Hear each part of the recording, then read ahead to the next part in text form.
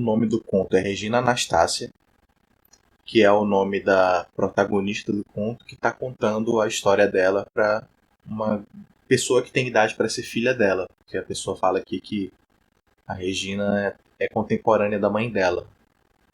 Ela é uma imigrante da África que veio morar no Brasil em busca de melhores condições de vida. E é basicamente ela contando a história de como ela conheceu o homem com quem ela se casou e teve filhos e tudo mais. E depois ele veio a morrer, né? Porque ele não morreria. Ela é velha já, ela é anciã. A narradora conta aqui que ela tem a postura de uma rainha. E que quando ela fala... Ela se dirige à narradora falando o nome dela mesma. Ela tem muito orgulho de ser quem ela é. Ela fala o nome dela com a maior reverência do mundo e a pessoa tá narrando olha e fala, nossa, ela é respeitada porque ela fala o nome dela. Aí ela conta e tal que ela chegou na cidadezinha lá e quem mandava na cidade era uma família que já mandava lá há muito tempo, que eram os Dantanhos, que eram brancos, né, obviamente.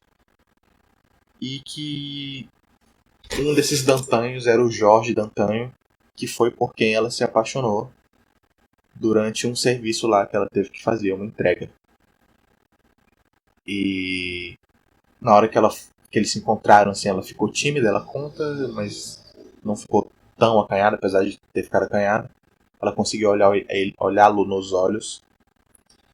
E na hora de ir embora, ele chamou ela e ela veio, só que não estava mais acanhada e ele falou, você é muito bonita. Ela gostou de dizer que ela é bonita, porque acho que ela gosta muito de si mesma, pelo que o texto dá a entender. E ela faz questão de destacar que isso foi antes do pôr do sol.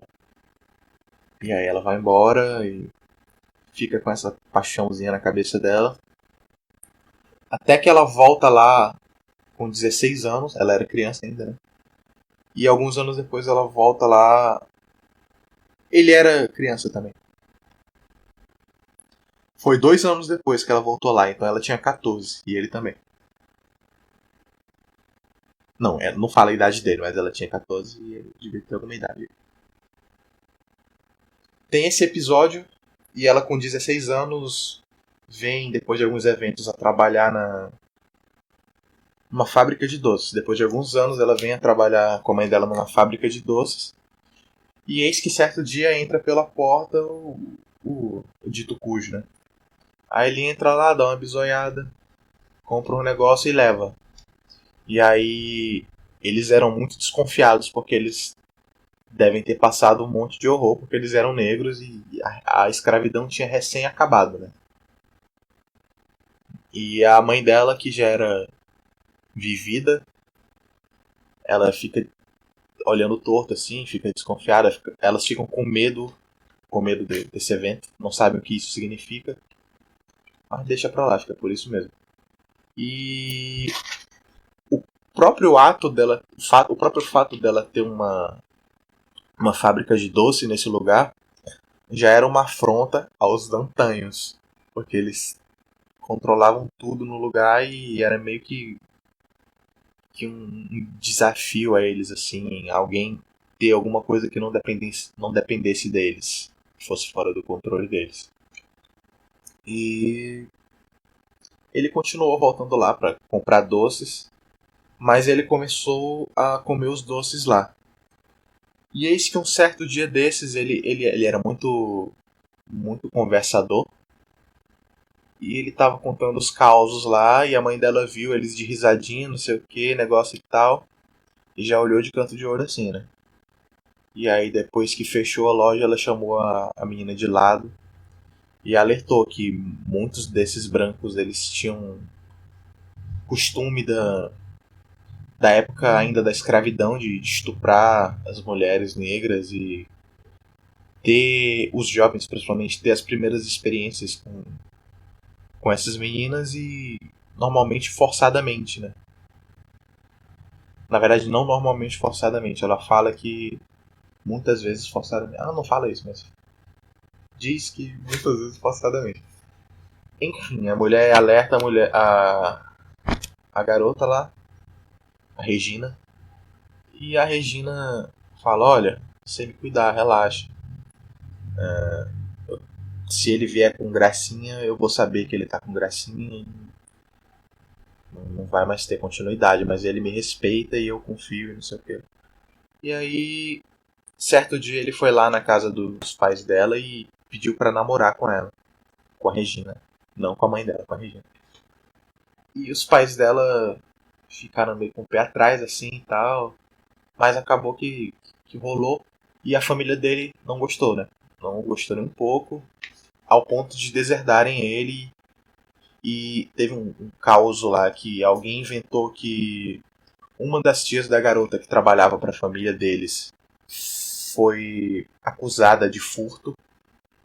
Mas o delegado, que era tio do, do Jorge, não deixou fazer nem nada com a mulher e porque era não porque ele se importava com a justiça e o bem da mulher, mas ele gostava do sobrinho, né? E ele fala pro sobrinho que não é uma boa ideia dele namorar essa garota, porque ela não é pra isso e tal, e ela não é de se namorar e tal, porque obviamente ela é negra, né? Mas o moleque não quer nem saber e continua, leva pra frente e tal, e vai assim mesmo. A família dele deserda ele, tira o nome dele do testamento e ele vai morar com a família da garota e passa a trabalhar fazendo uns bicos aí. Com o tempo ele vai ganhando a confiança da família da garota e vivem lá até que um dia. Um dia não, né? No decorrer dos anos eles foram tendo filhos, envelhecendo. E ele morreu 10 anos antes dela estar contando essa história pra narradora. É até que recente a morte dele. E ela disse que ele morreu logo depois do pôr do sol. E ela fala que tá esperando o poente dela também, mas não, ela não tá com pressa, porque deixa claro algumas vezes durante o texto que ela gosta muito dela mesma. Então ela não poderia querer ir embora logo. Ela gosta de viver.